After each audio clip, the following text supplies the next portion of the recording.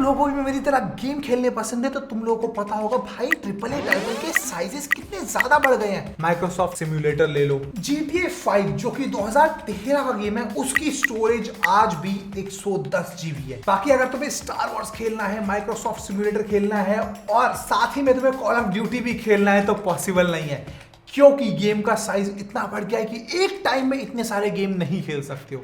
Call of duty modern warfare 2 कि अगर तुम्हें सारे DLC डालने हैं तो अकेला गेम 250 GB क्रॉस कर देता है। और आर्क सर्वाइवल इवॉल्व्ड उसके DLC मिला दूंगा तो 400+ GB हो जाएंगे।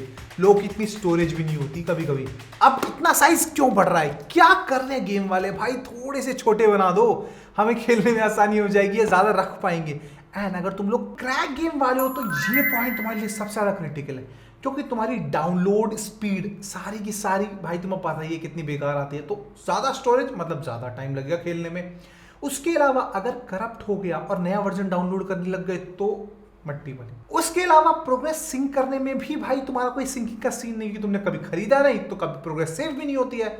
तो बहुत दिक्कतें हैं ज्यादा स्टोरेज होने की। तो इसका मेन कल्प्रिट है टेक्सचर्स। अगर तुम्हें नहीं पता गेम कैसे बनते हैं तो कोई भी चीज गेम में 3D में डेवलप होती है, उसके बाद उस पे एक कोटिंग करी जाती है। कोटिंग किसकी? टेक्सचर की। टेक्सचर यानी कि अगर पेड़ है तो उस पे कोटिंग की जाएगी वुड के टेक्सचर की, अगर कार है तो उस पे कोटिंग की जाएगी मेटल के टेक्सचर की, अगर कोई ऐसी कार है जो कि पुरानी कबाड़ा हो गई तो उस पे कोटिंग कर जाएगी रस्टेड कार की। इस तरीके से बहुत सारे टेक्सचर्स इकट्ठे होते हैं एंड तब जाके तुम्हारे ढंग का गेम बनता है। एंड यही टेक्सचर है जो तुम्हें रियल लाइफ फील करवाते हैं। तुम देखते हो ना GTA 5 कितना रियल लाइफ लगता है, या फिर साइबरपंक या फिर RDR2 कितना अच्छा लगता है। उसका रीजन है क्योंकि उसके टेक्सचर्स बहुत अच्छी क्वालिटी के हैं। इसके अलावा अगर ये गेम्स कंपनी चाहती कि 4K में भी चले तो टेक्सचर फिर 4K वाले यूज करने पड़ेंगे, जो कि और ज्यादा स्पेस ले लेते हैं। क्योंकि अगर तुमने कभी 4K वीडियो या फिर हाई रेज इमेज डाउनलोड करी है या फिर DSLR की इमेज के बारे में सुना है तो तुम्हें पता होगा भाई ये सारी चीजें बहुत ज्यादा स्पेस ले लेती हैं। सिमिलरली 4K रेजोल्यूशन भी बहुत ज्यादा स्पेस ले लेते हैं एंड हेंस बहुत ज्यादा गेम का साइज इनकी वजह से बढ़ जाता है। फिर यहाँ पे एक नॉर्मल क्वेश्चन आना चाहिए कि भाई हम इसको कंप्रेस नहीं कर सकते कुछ करके?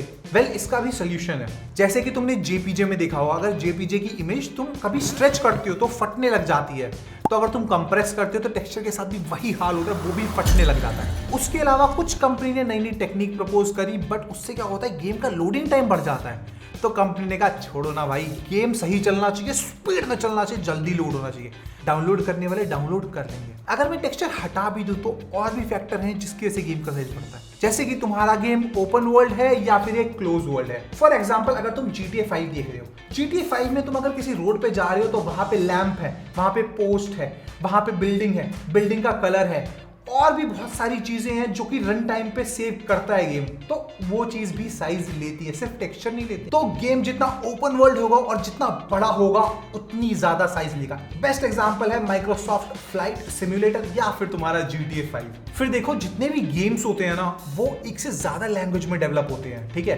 तो इंग्लिश, स्पेनिश, फ्रेंच, बहुत सारी लैंग्वेजेस हैं एंड जब भी तुम इनको डाउनलोड करते हो सारी की सारी लैंग्वेजेस डाउनलोड होती हैं, जिसकी हमें नीड नहीं है क्योंकि यूजुअली हम गेम एक ही लैंग्वेज में खेलते हैं। तो हेंस ये भी एक ऐसी चीज है जो कि स्टोरेज साइज अपने आप बढ़ा देती है। उसके अलावा द नेवर एंडिंग DLCs यानी कि डाउनलोडेबल कंटेंट, ये गेम का ऐसा सेक्शन होता है जो कि गेम में बाद में इंट्रोड्यूस होता है। इसके कंपनी पैसे भी लेती है, कभी कभी फ्री भी देती है। और घूम फिर के ये DLCs भी सेम यही चीज करते हैं जो मैंने पहले बताई।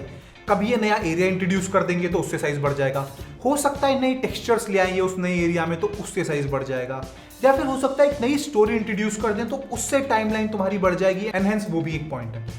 बाकी इसका एक बहुत सिंपल सोल्यूशन भी है जो कि है प्रोसीजरली जनरेटेड टेक्सचर्स, यानी कि रन टाइम पे गेम जब चल रहा है तो हम जनरेट करते हैं टेक्सचर को। ऐसे बहुत सारे गेम्स है मार्केट में जो कि इसका फायदा उठा रहे हैं, बट इशू इज जब तुम रियल वर्ल्ड गेम्स की बात करते हो, जैसे कि तुम्हारा रेड डेड रिडेम्पशन 2 या फिर साइबरपंक या फिर असासिन्स क्रीड, वहां पे रन टाइम पे टेक्सचर नहीं बन सकती क्योंकि मुझे पता है पेड़ का कलर क्या है, मैं वही रखूंगा पेड़ का कलर। अगर इंसान का कलर ऑरेंज है या फिर मतलब जो स्किन कलर होता है वही है तो वही है, उसमें हम कुछ भी नहीं कर सकते।